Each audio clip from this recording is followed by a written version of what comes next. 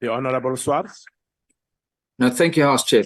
Thanks to the Health Justice Initiative, the public now has access to COVID-19 vaccine contracts, the terms of some of which are deeply concerning. For example, we understand that the Pfizer contract contains none of the public interest measures contained in the UK-EU contracts, such as access to critical test data, but indemnities and government vaccine injury funds were required. South Africa paid a staggering 33% more than the African Union price for this vaccine. Additionally, large numbers of people are suffering from severe adverse reactions to the COVID vaccines, including unexpected deaths from heart attacks, myocarditis, strokes, pulmonary embolism, and thrombosis, to mention a few.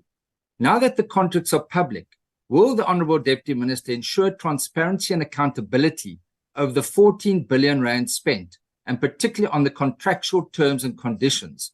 And what steps will be taken to ensure that the public is informed of and protected from serious adverse reactions and events to COVID-19 vaccines, including deaths, now and going forward? This after the Minister indicated 3,076 clinically significant adverse reactions. Thank you. Thank you, House Chair. The Honourable Deputy Minister.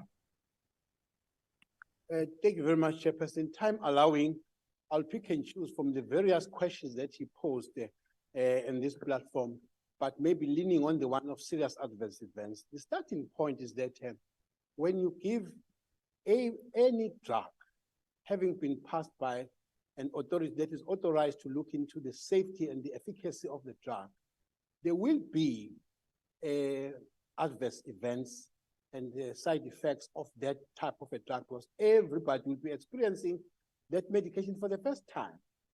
But advised by the scientists, you weigh the probabilities of the benefits versus not having that, to say, the probability was that the vaccination was more beneficial than not to vaccinate our members.